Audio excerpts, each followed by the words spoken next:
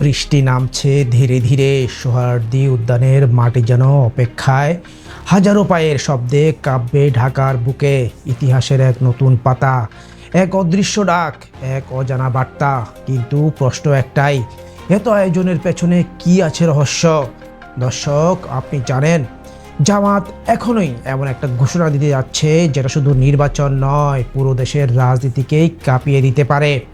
দর্শক, এই ভিডিওটা কেন দেখবেন, আপনি কেন মিস করবেন না?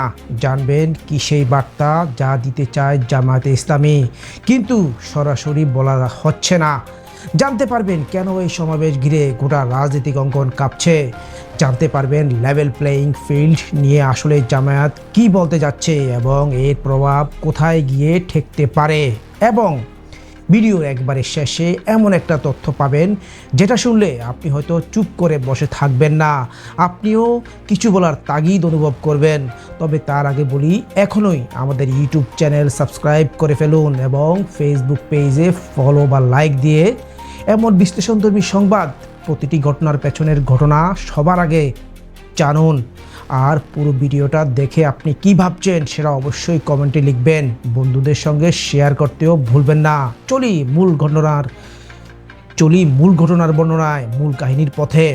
5ই আগস্ট সেই আন্দোলনের পর এত বড় সমাবেশ আর হয়নি ঢাকায়। এবার স্লোগান চলো চলো ঢাকা চলো, 3 রুট, 10,000 বাস, 12টি ভাড়া করা ট্রেন, 6,000 স্বেচ্ছাসেবক, 15টি পার্কিং স্পট, 15টি মেডিকেল বুথ, সব মিলিয়ে যেন এক জাতীয় নির্বাচনের ট্রায়াল। জামাতে ইসলামী, যাদের রাজনৈতিক অতীত নানা বিতর্কে ঘেরা, হঠাৎ তারা এত বড় সমাবেশ করছে কেন? দর্শক, আপনি জানেন এটা শুধুই একটি শো অফ নয়, এটা হতে যাচ্ছে একটি হুঙ্কার যেখানে আছে 3টি বার্তা। 1, আমরা এখনো আছি।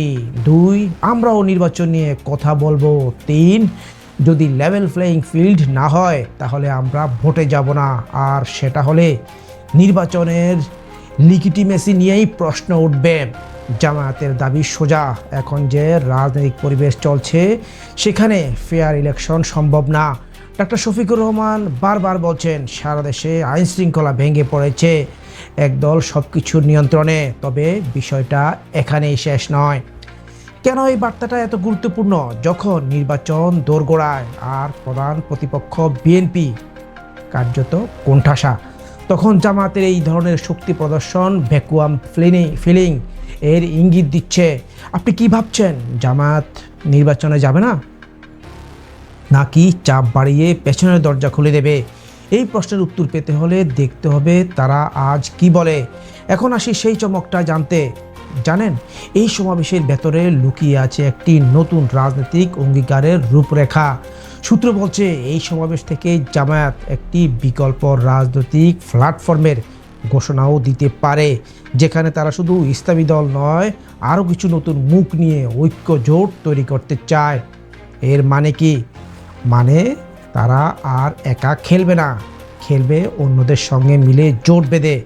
আর এই জোট যদি শক্তিশালী হয় তাহলে হয়তো নির্বাচনের ফলাফলের দিকটাও একসময় পাল্টে দিতে পারে। আপনি কি মনে করেন জামায়াত ইসলামীর এই জাতীয় সমাবেশ বাংলাদেশের রাজনীতিতে নতুন মাত্রা যোগ করবে? তাদের দাবি যুক্তিসঙ্গত না নাটকীয়? আপনার মতামত কি? কমেন্টে লিখুন, শেয়ার করুন বন্ধুদের সঙ্গে। আপনার এক শেয়ার হয়তো অন্য কাউকে ভাবতে শেখাবে। এই ছিল আজকের গল্প। আরেকটি বিস্ফোরক বাস্তবতার জন্য চোখ রাখুন আমাদের চ্যানেলে। আবার দেখা হবে এই টান উত্তেজনার গল্পে। সবাই ভালো থাকুন, সজাগ থাকুন। আজ এ পর্যন্তই। আসসালামু আলাইকুম।